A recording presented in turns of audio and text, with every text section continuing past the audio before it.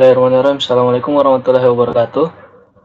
Perkenalkan, nama saya Bambang Nugraha dari Prodi D4 Teknik Elektronika Universitas Negeri Makassar, NIM 1925115 Baik, dalam video kali ini saya akan membahas beberapa penjelasan mengenai perkembangan teknologi sistem komunikasi bergerak, di mana yang saya akan bahas itu mulai dari generasi pertama yaitu 1G, 2G, 3G, dan 4G.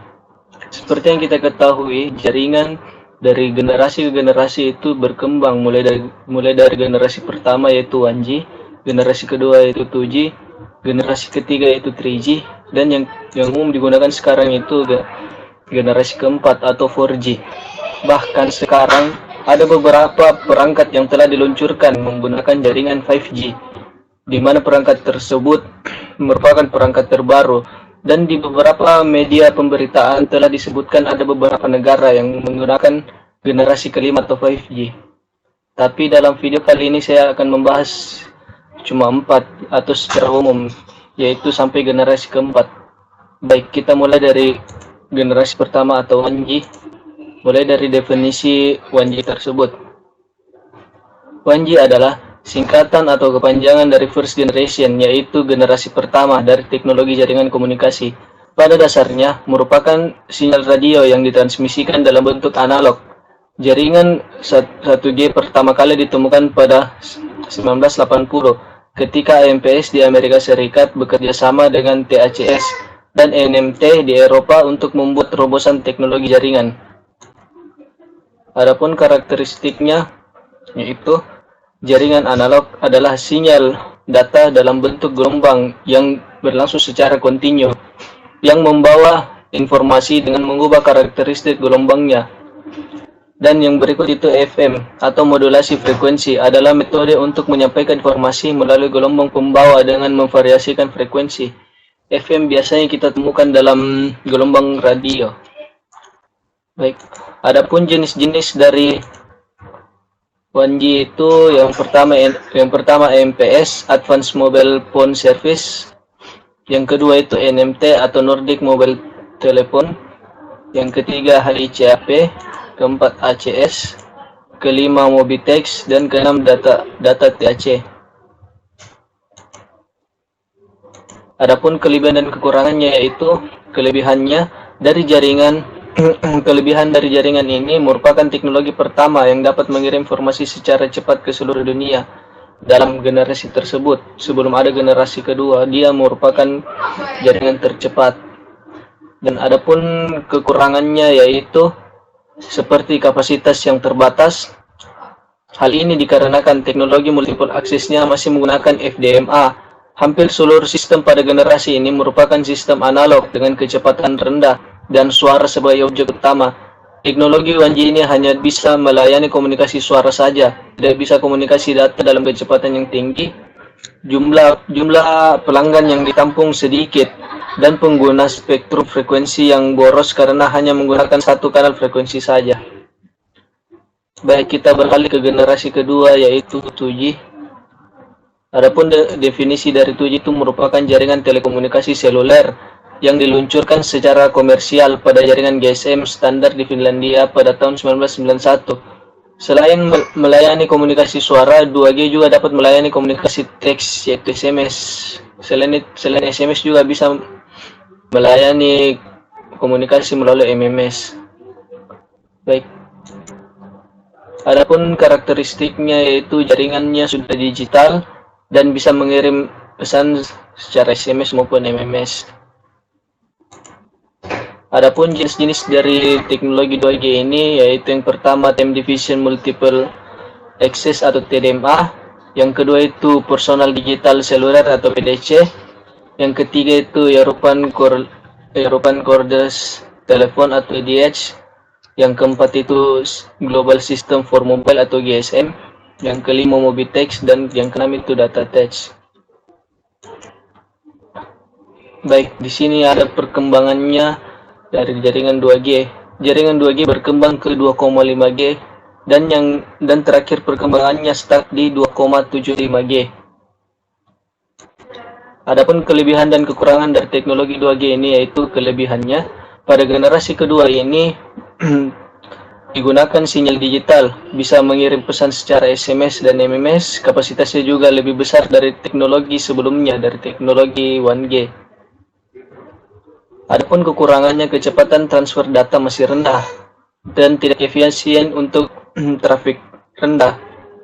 Jangkauan jaringan masih terbatas dan sangat tergantung dengan adanya BTS atau cell tower.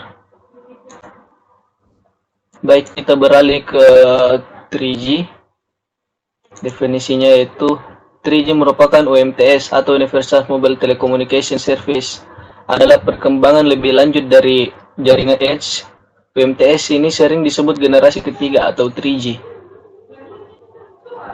Adapun karakteristiknya, mempunyai kecepatan transfer data sebesar 144 kbps pada kecepatan user 100 km per jam. Mempunyai kecepatan transfer data sebesar 384 kbps pada kecepatan berjalan kaki. Dan mempunyai kecepatan transfer data sebesar 2 mbps pada user diam atau stasioner. Baik, adapun jenis-jenis dari jaringan 3G itu yang pertama EDGE atau Enhanced Data Rate for Global atau GSM Evolution. Dan yang kedua itu WCDMA atau Wideband Coded Diffusion Multiple Access. Dan yang ketiga itu GAN atau Generic Access Network. Dan yang keempat HSDPA atau High Speed Download Link Packet Access. Yang kelima HSOPA, High Speed OFDM Packet Access, dan banyak lagi jenis-jenisnya. Baik, adapun kelebihan dan kekurangan dari 3G ini, yang kelebihannya memiliki kecepatan transfer data cepat, yaitu rata-rata 144 sampai 2 Mbps, 144 kbps sampai 2 Mbps, sehingga dapat melayani layanan data broadband seperti internet, video on demand, musik on demand, games on demand, dan on demand lainnya, yang memungkinkan kita dapat memilih program musik, video, atau game semudah memilih channel di TV. Kecepatan setinggi itu juga mampu melayani video conference dan video streaming lainnya.